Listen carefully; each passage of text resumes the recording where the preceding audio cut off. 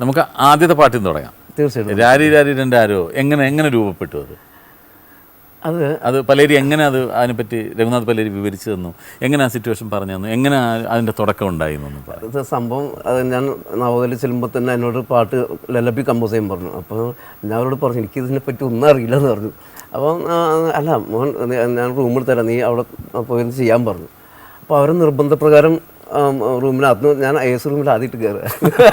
അപ്പോൾ അവരെവിടെയൊക്കെ ഒരു ഹാർമോണിയൊക്കെ സംഘടിപ്പിച്ച് തന്ന് പിന്നെ അത് കമ്പോസ് ചെയ്തു. എനിക്ക് അതൊന്നും വരുന്നില്ല, ടെൻഷൻ കൈ കയറുന്നത് വർക്ക് ഇങ്ങനെ ഹാർമോണിയത്തിൽ കൈ സിനിമയ്ക്ക് വേണ്ടി പാട്ട് ചെയ്യാൻ പോകല്ലേ, എനിക്കറിയില്ല ഇതിനെ പറ്റി. അപ്പോൾ എന്നിട്ട് എന്തൊക്കെയാണ് തട്ടിമുട്ടി എന്തോന്നും ശരിയാവണില്ല. എന്നിട്ട് കുറേ നേരം ഇരുന്നിട്ട് ഞാൻ എൻ്റെ അമ്മേനെ എൻ്റെ ചെറുപ്പത്തിലേക്ക് എൻ്റെ കാലഘട്ടം ചിന്തിച്ചു പോയി. അപ്പോൾ അമ്മയുടെ മടിയിൽ ഇങ്ങനെ കിടക്കുന്നു, അമ്മ രാത്രി.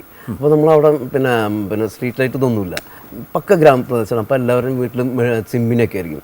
അപ്പോൾ ചിമ്മിനി വെളിച്ചത്ത് എൻ്റെ അമ്മയുടെ ഊണഴിക്കാൻ സമയത്ത് ഞാൻ ചില ദിവസം ഭക്ഷണമൊന്നും ഉണ്ടാവില്ല. അപ്പോൾ അമ്മയുടെ മടിയിൽ കിടന്നിട്ട് അങ്ങനെ അറിയാണ്ട് ഉറങ്ങിപ്പോവും. അപ്പോൾ ഞാൻ അതിങ്ങനെ അമ്മയുടെ മടിയിൽ ഇങ്ങനെ കിടന്ന് അമ്മ എന്തൊക്കെയോ മൂളിപ്പാട്ട് ഇങ്ങനെ പാടിത്തരും. അപ്പോൾ ഇങ്ങനെ അറിയാണ്ട് ഉറങ്ങിപ്പോവും. അത് ഞാൻ എൻ്റെ മനസ്സിനകത്ത് കയറ്റി. എന്നിട്ട് ഒറ്റയ്ക്ക് ആരുമില്ലാണ്ട് കഥ കടച്ചിട്ട് ഉണ്ടാക്കിയൊരു പാട്ടാണത്. അപ്പോൾ അതിൽ മുന്നേ ഒരു ട്യൂൺ കിട്ടി നമുക്ക്. അത് നമ്മൾ ഉപയോഗിച്ചു പാട്ട്.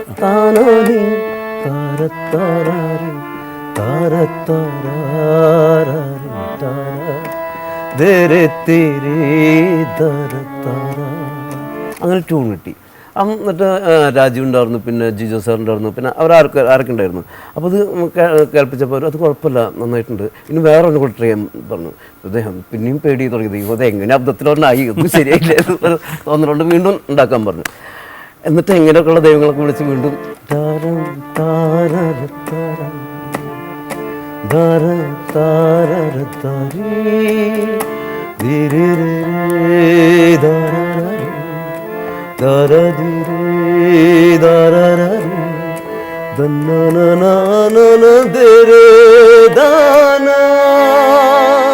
അങ്ങനെ ട്യൂൺ കിട്ടി. അതെല്ലാവർക്കും ഇഷ്ടപ്പെട്ടു, വളരെയധികം ഇഷ്ടപ്പെട്ടു. എന്നിട്ട് ഫസ്റ്റ് ചെയ്ത ട്യൂൺ പിന്നെ നമ്മുടെ സത്യേട്ടൻ്റെ ഒരു പടമുണ്ട്, പടത്തിൻ്റെ പേരെന്തോന്നും ഒരു കുടുംബപുരാണം എന്ന് പറഞ്ഞ പടമാണ്. അതിനകത്ത് ഈ പാട്ട് വീണ്ടും ഉപയോഗിച്ചു.